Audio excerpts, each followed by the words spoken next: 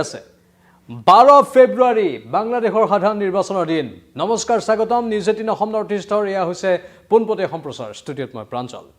18 মাহ সময় শেখ হাছিনাক বাংলাদেশৰ পৰা খেদি পঠিওৱাৰ এই 18 মাহ সময়ৰ পাছত এতিয়া অৱশেষত বাংলাদেশত নিৰ্বাচন হ'বলৈ গৈ আছে। বাংলাদেশ সম্পূৰ্ণৰূপে অস্থিৰতাৰ মাজলৈ গতি কৰিছিল। তাত থকা সংখ্যালঘু লোকসকলৰ ওপৰত অত্যাচাৰ চলিছিল। হিন্দু লোক, খ্ৰীষ্টান লোক সকলোকে বাছি বাছি আক্ৰমণ কৰা হৈছিল। সেই বাংলাদেশত এতিয়া সাধাৰণ নিৰ্বাচন হ'ব।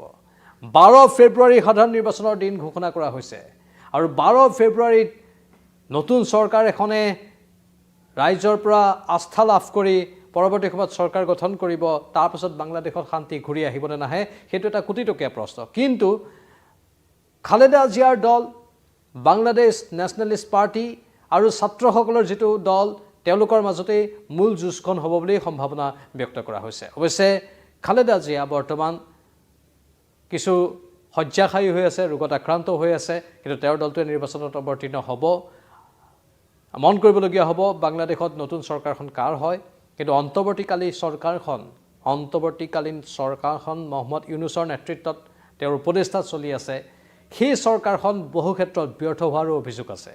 আনফালে শেখ হাছিনাৰ বিৰুদ্ধে তেওঁলোকে আদালতৰ দ্বাৰস্থ হৈছিল। আদালতে ইতিমধ্যে শেখ হাছিনাৰ বিৰুদ্ধে ৰায় প্ৰদানো কৰি থৈছে।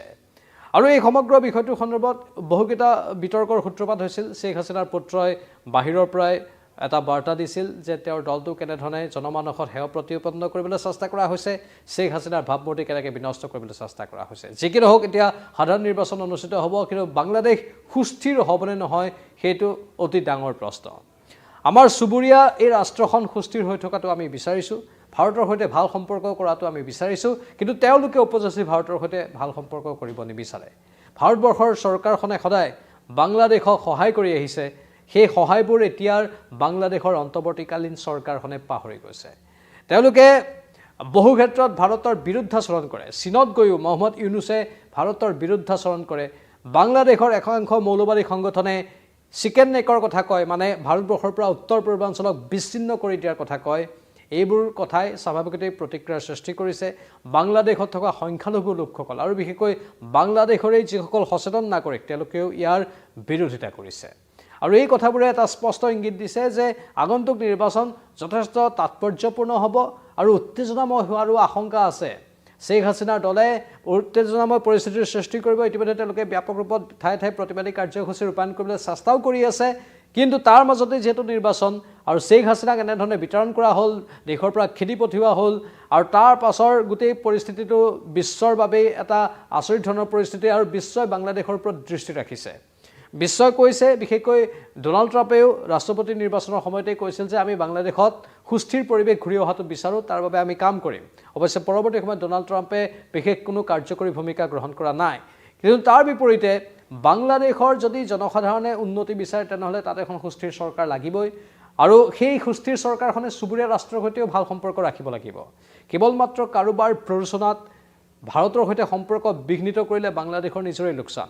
শেখ হাছিনা যেতিয়া বাংলাদেশৰ দায়িত্বত আছিল, সেই সময়ছোৱাত ভাৰতৰ সৈতে মধুৰ সম্পৰ্ক স্থাপন কৰি বাংলাদেশৰো উন্নতি হৈছিল, বাংলাদেশৰ অৰ্থনৈতিক প্ৰগতি হৈছিল, বাংলাদেশৰ সন্ত্ৰাসবাদবোৰ লাহে লাহে কমিবলৈ ধৰিছিল আৰু দুয়োখন ৰাষ্ট্ৰই সমিল মিলেৰে বন্ধুত্বভাৱপূৰ্ণভাৱে আগবাঢ়ি গৈছিল আৰু যাৰ ফলত দুয়োখন দেশৰে লাভ হৈছিল। কিন্তু এতিয়া হঠাৎ যেতিয়া বাংলাদেশত তৃতীয় শক্তিৰ পয়োভৰ হ'ল, বাংলাদেশত যেতিয়া এনেধৰণৰ কিছু নৰাৰ্থক শক্তিৰ উত্থান হ'ল, তাৰ পাছতেই বাংলাদেশৰ পৰিস্থিতি অশান্ত আৰু বাংলাদেশে উত্তৰ পূৰ্বাঞ্চলৰ পৰিস্থিতিও অশান্ত কৰিবলৈ চেষ্টা কৰি আছে, যিটোৱে আচলতে দুয়োখন দেশৰ বাবেই গভীৰ সংকট নমাই আনিব পাৰে।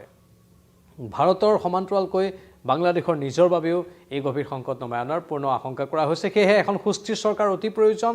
অন্তৱৰ্তীকালীন চৰকাৰখন চূড়ান্তভাৱে ব্যৰ্থ হৈছে।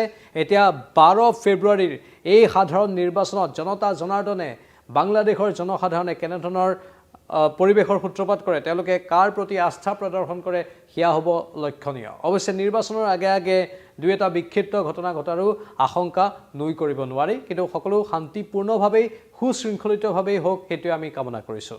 এয়া আছিল এই মুহূৰ্তৰ খবৰ। অধিক তথ্য আমি পৰৱৰ্তী সময়ত আনি থাকিম। চাই থাকক নিউজ 18 অসম নৰ্থ ইষ্ট। নমস্কাৰ।